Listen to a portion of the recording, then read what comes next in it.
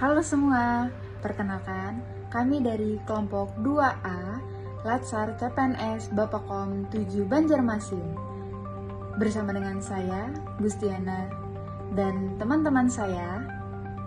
Hai, perkenalkan saya GB Febrila Nurkalbi dari BP2JK Kalimantan Barat. Saya Gerhana Aisyah Goldihani dari BP2JK Kalimantan Barat. Halo, nama saya Giovanni Piccolanelka. Saya dari BWS Kalimantan 2. Halo, perkenalkan nama saya Graciela Natania, saya dari BWS Kalimantan 2. Perkenalkan, nama saya Gregoris Kusuma Wirawan dari BPK Kaltim. Hai, perkenalkan saya Gustiana Zaskia Sinaga dari BPK Kalimantan Timur. Perkenalkan, saya Habilda Bella Fadilah dari Balai Teknik Rawang. Belakangan lagi rame nih soal tagar kabur aja dulu di sosial media. Dan itu viral karena ini adalah keresahan anak muda yang merasa sekarang tinggal di Indonesia tuh nggak oke banget. Tagar ini menyuarakan keinginan warganet yang berkeluarga negaraan Indonesia untuk pindah ke luar negeri. Berita tentang kebijakan atau eksekusi pemerintah Indonesia yang dinilai kurang dan membuat frustasi lah yang membuat beberapa orang enggan untuk bekerja dan hidup di Indonesia. Selain itu, faktor lingkungan. Generasi muda Indonesia sebenarnya semakin peka dan kritis melihat persoalan lingkungan, mulai dari masalah polusi, kerusakan alam, hingga sampah. Mereka kecewa karena kualitas hidup di Indonesia dari sudut pandang lingkungan amat buruk. Sebenarnya, di tengah hype tagar kabur aja dulu, pindah dan tinggal di luar negeri perlu dilihat secara berimbang. Nggak selamanya tinggal di luar negeri otomatis langsung berdampak lebih baik daripada tinggal di Indonesia.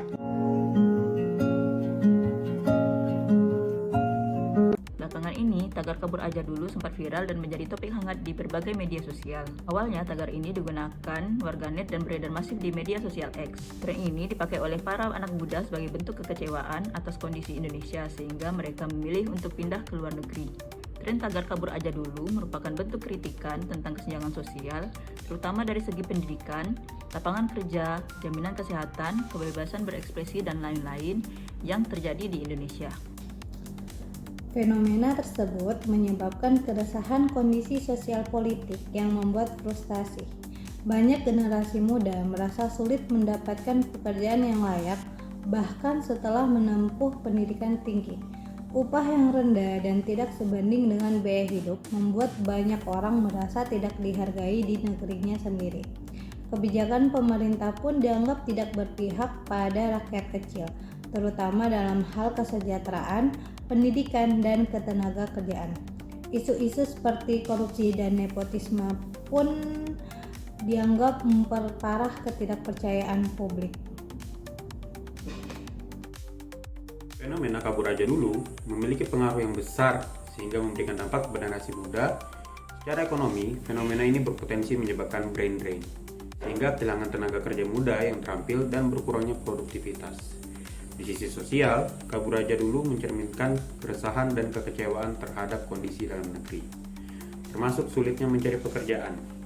Dari sisi politik, kabur aja dulu berpotensi meningkatkan keinginan untuk meninggalkan Indonesia sebagai bentuk kritik terhadap kebijakan pemerintah yang dianggap gagal memenuhi kebutuhan dan aspirasi generasi muda. Sehingga fenomena ini dapat mempengaruhi stabilitas politik, terutama jika pemerintah tidak mampu merespon dengan kebijakan yang efektif untuk mengatasi akar permasalahan yang memicu keinginan migrasi tersebut. Nah, kalau teman-teman berpikir untuk pindah ke luar negeri, saya malah meragukan nasionalisme kalian. Tapi kalau teman-teman muda, baru karena merasa nyaman di negara orang kemudian pindah, ya saya mempertanyakan rasa kebangsaan dan nasionalisme dalam memiliki bangsa ini. Kalau semua begitu, negara ini siapa yang urus? Pada video sebelumnya, dapat kita lihat bahwa Menteri Bahlil menyatakan bahwa ia meragukan nasionalisme warga negara Indonesia yang pindah ke luar negeri. Namun, pada nyatanya jika kita tinggal di luar negeri, kita dapat mempromosikan produk-produk dan juga budaya-budaya yang ada di Indonesia. Selain itu, jika kita tinggal dan juga bekerja di luar negeri, kita juga dapat menyerap banyak ilmu baru dan juga mendapat pengalaman yang lebih baik di sana, yang mana dapat kita terapkan di Indonesia, sehingga dapat membantu perkembangan negara Indonesia. Jadi, nasionalisme seseorang itu tidak dapat dinilai hanya dari di mana dia tinggal, tetapi tetapi peran dan kontribusi apa yang dapat dia berikan kepada negara Indonesia. Pemirsa, seorang tenaga honorer di pemerintahan Kabupaten Kulon Progo, Yogyakarta, rela naik turun gunung untuk memberikan les gratis di pelosok desa. Selain memanfaatkan ilmu yang didapat sebagai lulusan S2, les gratis dilakukan demi mencerdaskan anak bangsa, terlebih di masa pandemi COVID-19 seperti saat ini. Beginilah keseharian Tiara Yogyarni, perempuan 27 tahun warga Margosari, Kulon Progo. Sepulang bekerja sebagai tenaga honorer di kantor Diskom Info Kulon Progo, Tiara pun langsung menuju rumah beberapa siswa untuk mengajar di pelosok desa. Dengan sepeda motornya, Tiara menyusuri jalan dan menembus hutan untuk mendatangi rumah para siswa. Perempuan lulusan S2 Universitas PGRI Yogyakarta ini pun juga masih harus berjalan kaki sambil membawa papan tulis dan juga peralatan mengajar. Kedatangan Tiara disambut senyum sumringah dan wajah ceria para siswa yang sudah menunggu di bawah pohon di atas Pegunungan Menoreh. Keterbatasan internet dan rendahnya tingkat ekonomi masyarakat selama masa pandemi mendorong Tiara bergerak untuk memberikan sumbangsinya bagi anak-anak bangsa. Dengan mendatangi satu persatu anak didiknya, Tiara pun bisa membantu anak didiknya yang memiliki kendala dalam menerjemahkan tugasnya ataupun materi dari sekolah. Suatu ketika saya mengunjungi rumah di sini gitu. Kenapa tidak saya yang datang ke sini sehingga saya bisa lebih dekat dengan mereka yang ada di sekitar sini, sehingga terjadilah ini.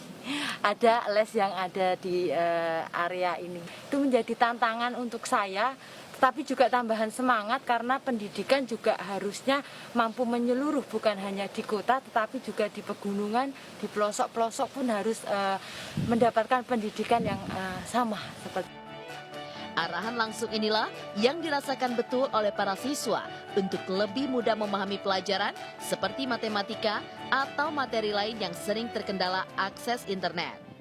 Kadang terkendala dalam sinyal, terus susah belajarnya karena tidak ada pengajarnya.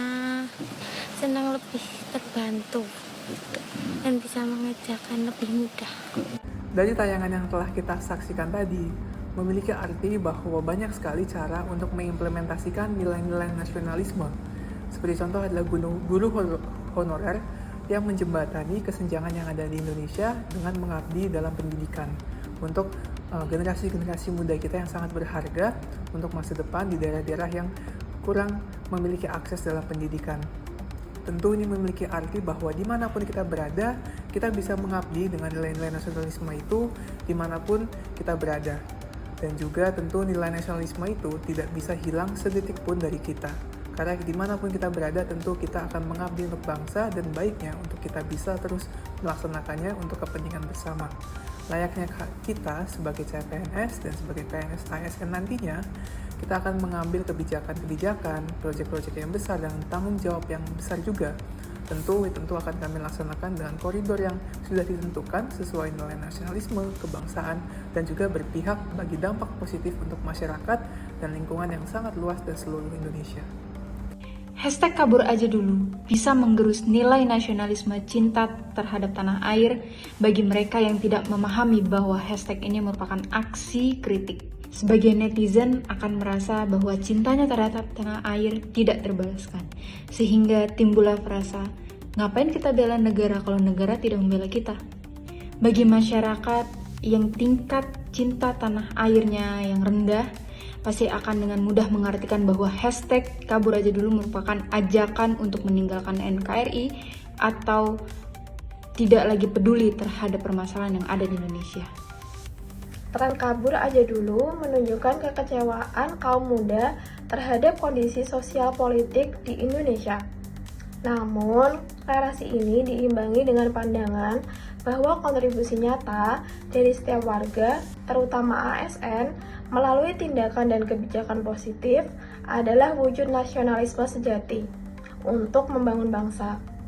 Kesimpulannya, tren kabur aja dulu ini adalah cerminan dari tantangan zaman yang dihadapi oleh generasi muda.